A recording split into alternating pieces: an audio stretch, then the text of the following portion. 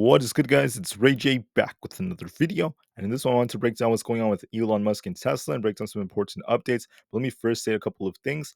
I am personally not a financial planner, so take nothing I say as financial advice. And then don't forget about the Moomoo link. The offer ends very soon. Put in $100 and you're guaranteed 5 free stocks. Put in $1,000 and you're guaranteed up to 15 free stocks. Anyways, when it comes to the market, Tesla got a nice double top-like formation leading to this rejection after CPI. And Tesla saw this nice liquidity grab all the way down here at 172. But as the market ended up bouncing, the market ended up performing better than what I was expecting in the morning. And we saw a very, very nice push coming out for SPY, the QQQ, and the other tickers. And this led to Tesla following the trend as we're now just shuffling around the 178 area. But we're going to be watching to see how well we hold around this level. And also what other pieces of news come out. Tesla dropped today because we got some bad news about their deliveries estimates from Deutsche Bank.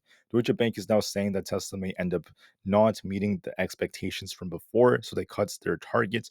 I made a previous video about this a little bit earlier, but now let's talk about Elon Musk because he's making a lot of headlines. So for Elon Musk, he's apparently going to be visiting the Giga Berlin this week on Wednesday, and this is some big news. Now, why is he going to be going there? Well, you have to remember that in Berlin, we had some big updates that happened. There was this massive fire that took place, which led to the Giga Berlin losing its power. But power has been restored, at least yesterday.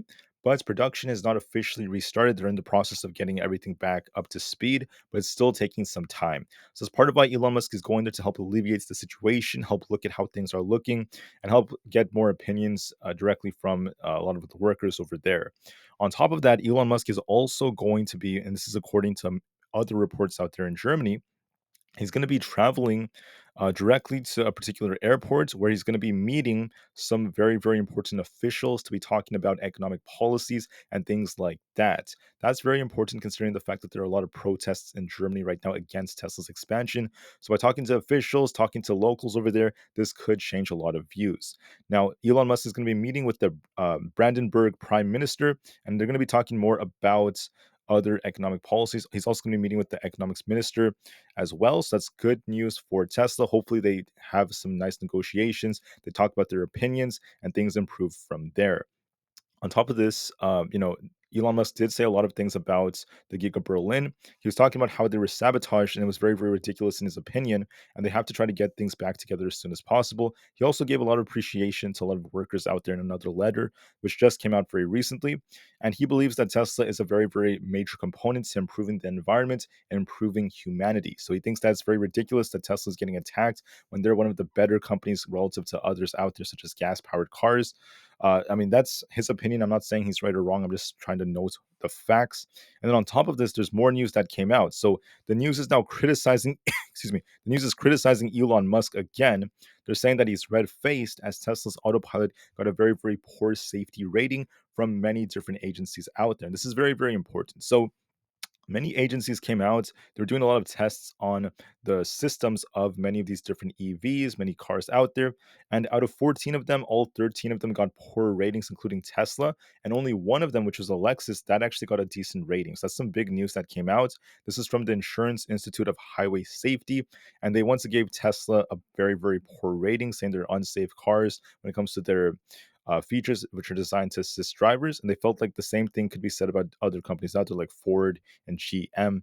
So right now, Elon Musk is getting a lot of criticism from the media because of the fact that he's been praising FSD technology, saying it's very safe, especially very recently. And he's pushing this new FSD version 12 update. So this is basically going to be very, very important to help solve major self-driving issues, cut some slack when it comes to other things like that.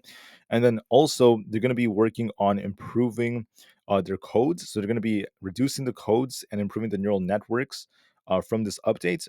And they're going to continue to push more updates in terms of like small little quirks here and there for just like turning and things like that. I was reading about that. So that's actually going to be a big release that's coming out. He's saying that this should be arguably called a version 13. So that's some interesting stuff by Elon Musk. He's saying that it's going to be a very big one. He just tweeted that very recently. So we'll see what happens during this update if any more announcements come out. But for now, Musk is continuing to get criticized and he's going to be visiting Germany very soon, which is big news for Tesla, talking to some big officials and continuing to do his thing. Anyways, let's talk about the market. How are things looking? So honestly, guys, SPY is continuing to uptrend, it's pushing higher and higher. Got this nice little bounce up to this 516 area after we came down to 510. Well, actually, what happened to SPY was we kind of dropped to 510, then we pushed up to 514 after the CPI report came out. Then we dropped back down to 510, then we pushed to 516. Then we started to fall back to the 513s, and now we're back to 516. So it's been back and forth all day, but overall, it's still holding up better than what many people were expecting, including me. I actually thought that this might turn a little bit lower, but it's still holding up, and this does have a lot more potential as we're fighting this 516 resistance. As SPY is holding up nicely, this is helping Tesla right now. You guys can see Tesla's testing 178.5. It's been shuffling between 178 to 180 for many hours and still holding up very well. So there is potential for Tesla to try to hold and even push higher. But just be careful because later on during the week, if there's more news that comes out for Tesla or if the market starts to turn a bit, this could negatively affect Tesla. So watch for that. For the QQQ, and by the way, one more thing for Tesla support, make sure you watch 177.6, 176.5, and then 175. You have some tight levels on Tesla today. It's very range bound. That's why I'm calling those levels out. But overall, it could hold up quite nicely in the 178s.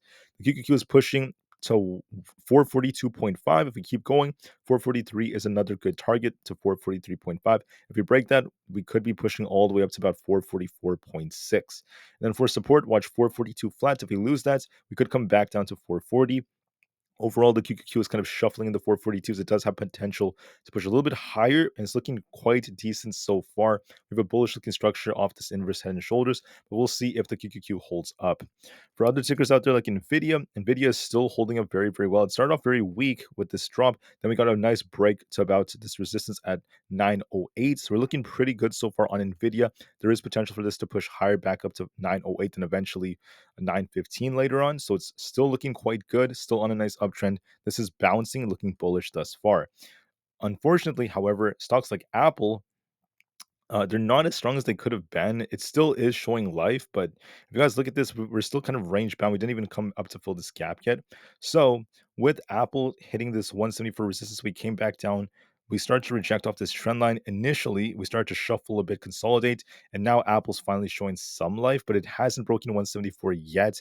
I was really hoping we would push to at least 175 today, but we're not quite there yet. There is potential if we break 174, but I'm hoping we try to get all the way up to those higher levels. So watch 174 as resistance, 175, 175.75, and followed by the higher 170s. For support, we have this yellow trend line followed by 172.5. If we lose that, watch 170.9. Overall, it's looking decent. I'm hoping for more upside. It's not as strong as it could have been, but not the worst. All right, guys. So that being said, thank you all for listening. Tesla has potential to hold up as long as the market is, there with it, and it's looking pretty decent thus far, getting a little bounce.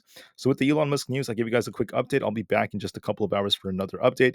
I thank you all so much for listening. Have a great day, and I'll see you guys very soon. Thank you and peace out.